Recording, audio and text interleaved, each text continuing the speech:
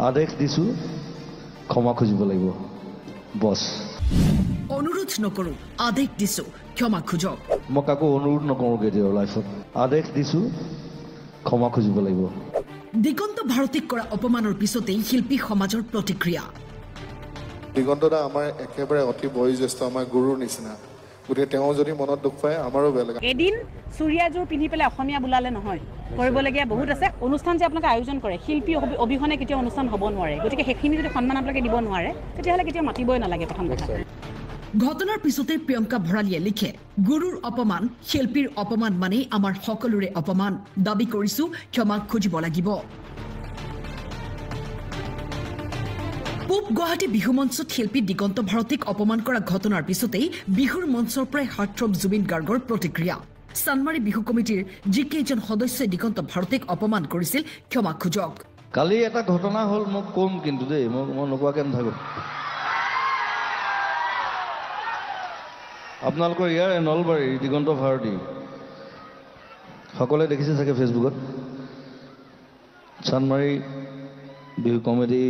কেইজনমানে অপমান কৰিছে তেওঁক গতিকে মই বেছিকৈ নকওঁ বেছিকৈ ক'লে মই গালি দিম গতিকে কথাটো কওঁ যে সেইটো হ'ব নাপায় আৰ্টিষ্টৰ লগত আৰু তেওঁ অনুষ্ঠান চাবলৈ গৈছিলে তাক মাতি নিছিলে ষ্টেজলৈ নিবলৈ অপমান কৰিছে চব চানমাৰী কমিটিৰ যিকেইজন মানুহ আছে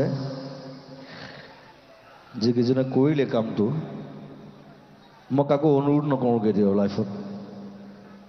আদেশ দিছোঁ ক্ষমা খুজিব লাগিব বছ দ্যাটছ ইট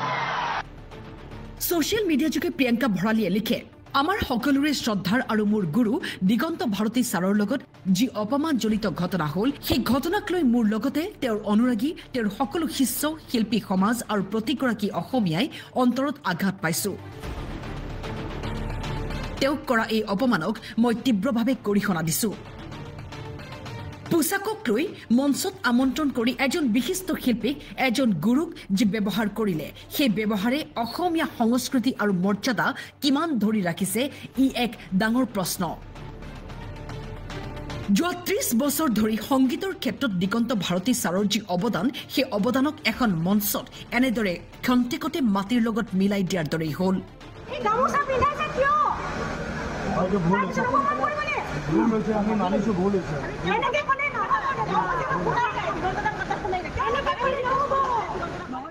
বিহুৰ মঞ্চৰ পৰা নীল আকাশে কি ক'লে শুনক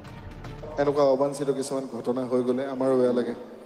গতিকে যিয়েই নহওক এইখন বিহুৰ বহুত নাম আছে আপোনালোকে হয়তো গম নাপায় আমি যেতিয়াৰ পৰা গান গাইছোঁ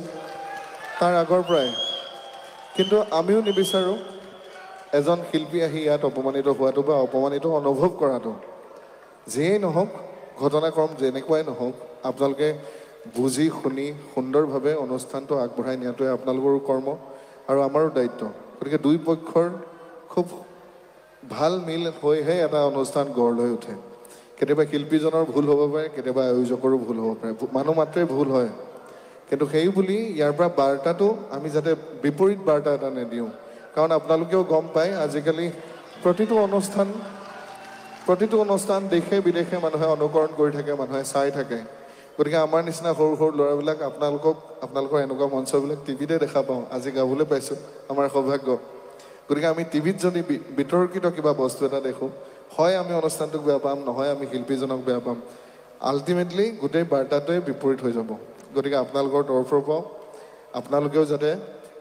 যোগাত্মক দৃষ্টিৰে গোটেই বস্তুবিলাক চাই আৰু দিগন্তদা আমাৰ একেবাৰে অতি বয়োজ্যেষ্ঠ আমাৰ গুৰুৰ নিচিনা গতিকে তেওঁ যদি মনত দুখ পায় আমাৰো বেয়া লাগে আমি সৰু গতিকে আপোনালোকেও বুজিব আৰু ইমান ধুনীয়া অনুষ্ঠানটো আপোনালোকে গঢ় দি তুলিছে মই নিজে আচৰিত হৈ গৈছোঁ কি ঘটনা হৈ যাব পাৰে মানুহৰ গতিকে একো নাই এবাৰ চানমাৰী বিহুৰ কাৰণে দিগন্তদাৰ কাৰণে আটাই যদি একেলগে হাত চাপৰি এটা দিয়া আমি খুব বেছি সুখী হ'ম